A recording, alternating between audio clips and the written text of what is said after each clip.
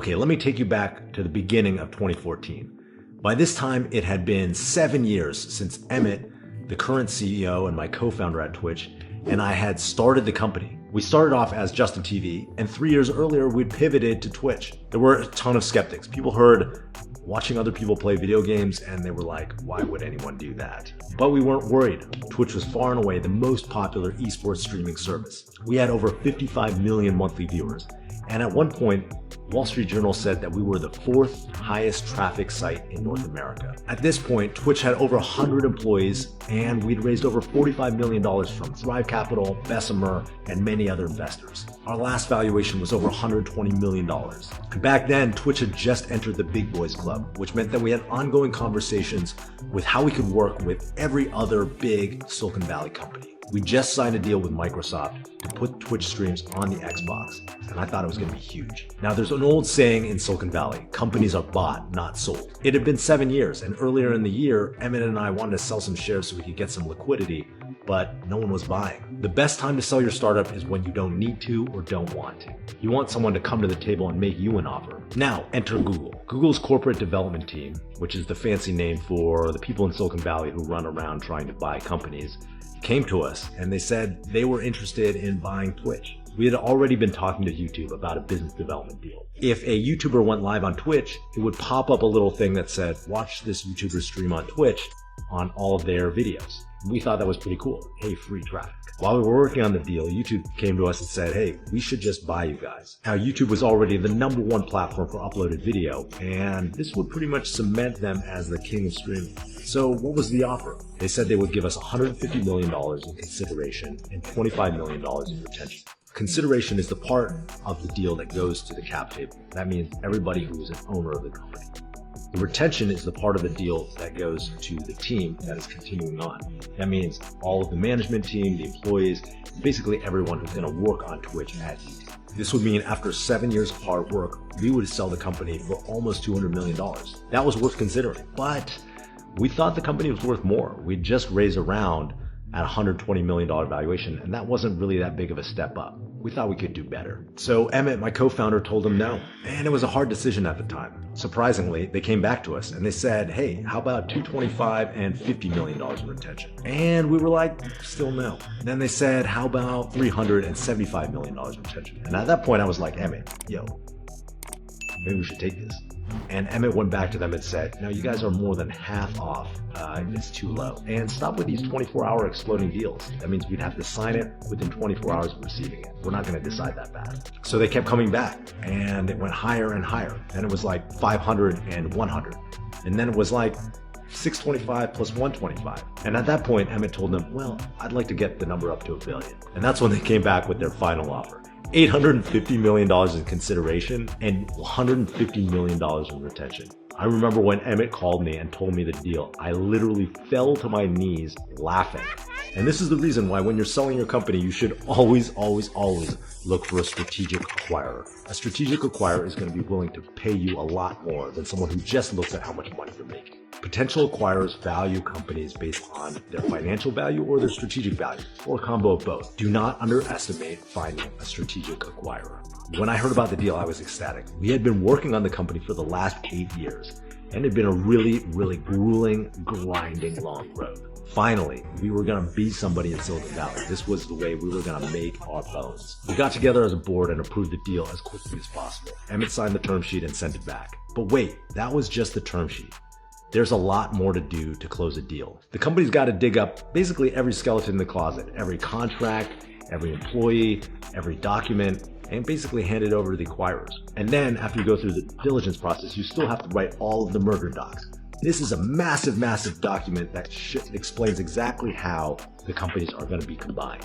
And of course, every point that you didn't put into the term sheet is going to end up being negotiated by armies of lawyers in this massive document. And lastly, after you close a deal, you still have to wait for the government to approve to make sure that it's not a monopoly. This part can really f*** you because after you close the deal, you give control of your company to the acquirer, but you haven't got paid yet until the government approves. When there's an antitrust concern, the government approval can take a long time. At the time, we had just heard a rumor that Waze had tried to sell themselves to Google, and it had taken over a year for them to get approved. We were worried the same was going to happen to Twitch. After all, we were pretty much the biggest streaming site out there. We had operating costs, streamers, and employees to pay. So we had to negotiate what was going to happen after we signed, but before the deal closed. Since we wouldn't be able to raise any more money, we said, hey, YouTube needs to give us $50 million immediately as we sign this deal in order for us to continue operating. And then if the deal doesn't close, the government vetoes it for any reason, you pay us $200 million. We wanted Google to take that risk because they were claiming that there was no risk that this failed antitrust, which we thought was questionable. And they refused to agree to fund the company in the interim. After months of diligence and getting all the documents ready, finally, we just decided to walk away. It was devastating. It felt like we were snatching defeat from the jaws of victory. We were finally going to get that recognition that we desperately needed in Silicon Valley, but it wasn't going to happen. I love the fact that Justin from Justin.tv is so transparent about everything that goes on in Silicon Valley and behind the scenes. Go subscribe to his channel on YouTube. He gives a lot of insight on how he feels about Silicon Valley. He's on TikTok as well. But, we really don't hear about these things that often when people really having the confidence to go live and talk about it. Most of them dudes who are women that sell these companies are nerds, so they don't have the social skills. So the fact he's actually doing it, we got to be able to take something from this, man. This is valuable information about billion-dollar acquisitions that you can take with you. I got 3 points I'm really going to hit on here about how you can learn from this. But before I go into those points, I need you to hit like because it helps the algorithm. I'm going to need you to hit share because it helps the algorithm. I'm going to need you to click save because it helps the algorithm. And I definitely need you to comment. Why? Helps the algorithm. My ducks, my swans, welcome to the pond.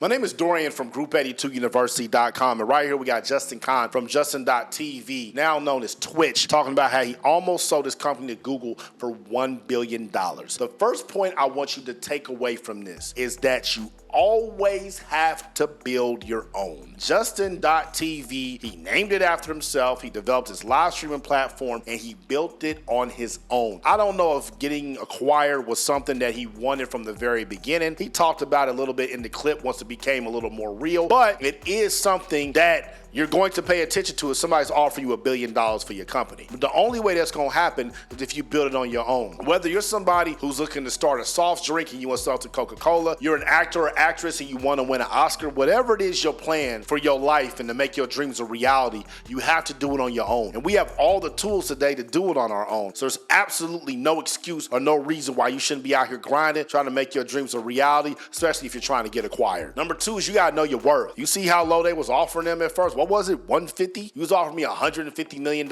initially for my company, and you got all the way up to $1 billion. You got to know what you're worth, man. Too many people, especially black people, when they get some sort of influence or people want to pay them money, we don't know our worth. And the reason we don't know our worth is because people don't talk about things that happen that would have people know their worth. You know what? I'm about to give this gem. I was going to do a whole separate video about it, but I'm about to put it right here. So I don't fuck with United Masters. United Masters is full of shit. And the reason I don't fuck with United Masters is, for one, they used to steal my content nonstop, but I had no problems with that. We all sharing videos. It is what it is. But as my brand started growing on Instagram, United Masters hit me up. And they hit me up. They said, hey, Dorian, we got the SelectCon conference with these clips. I'm like, okay, cool. I've seen the clips before because my homeboys have sent them to me and they asked me to do the clips. I was like, this Pharrell and Steve Stout clip is pretty interesting. I'm going to do a video on it. And United Masters was like, hey, if you do those videos, we're going to pay you $1,000 and we're going to post 2 of your Group 82 clips on the United Masters Instagram page. This is something I was gonna do for free and put on YouTube and make money, but they said that they was gonna pay me. I was like, all right,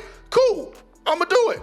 $1,000, fuck it. It is what it is. So I went and I did the videos. I did 3 videos. You can go look on my feed. They are all from the SelectCon conference. They all include Pharrell. And once I did my videos, United Masters, they gave me my money, the $1,000. But them motherfuckers never posted that shit on their Instagram page. Why would y'all do that? Why would y'all renege on what you said? It's in the emails. I got the documents. That's why I'm thinking about doing a video on it, because I got all the proof. Y'all the target demographic of United Masters. Y'all always ask me, do I fuck with United Masters? I got a video on my page that shows how United Masters be taking niggas' music, yet they paid me $1,000 to make videos I was gonna make anyway. So, fuck United Masters. If y'all want me to do the video, I still will. But I brought all that up to let y'all know United Masters is paying niggas $1,000 to do videos. That's the bare minimum. So if they ask you to do a video, tell them motherfuckers you need 3 G's. Number 3.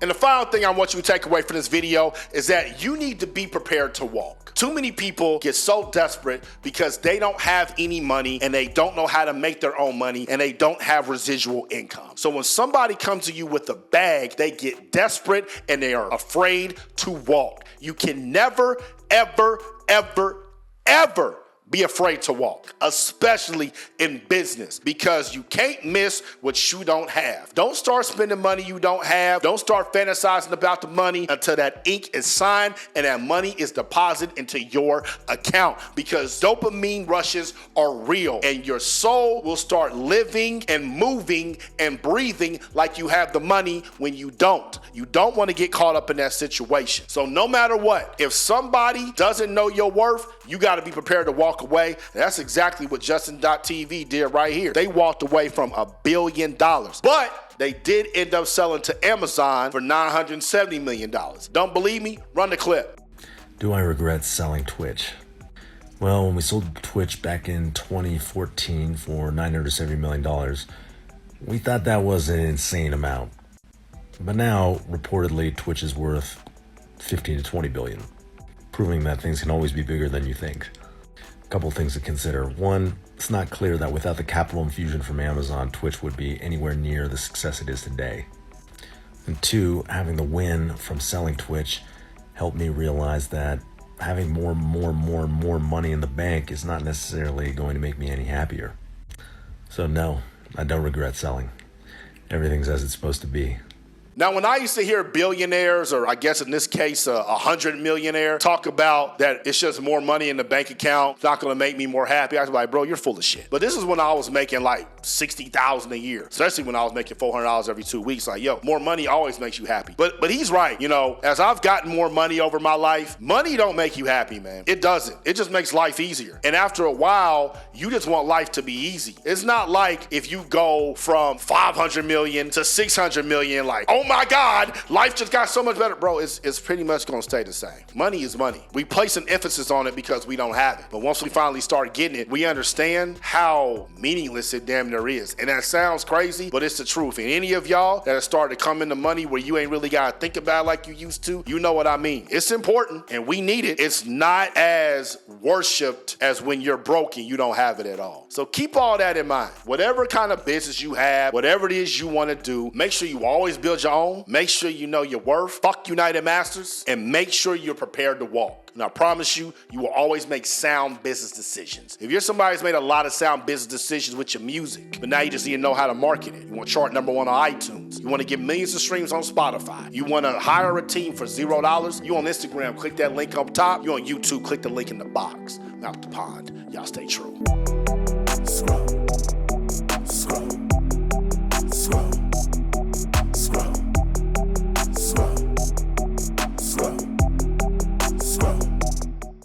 Group82university.com.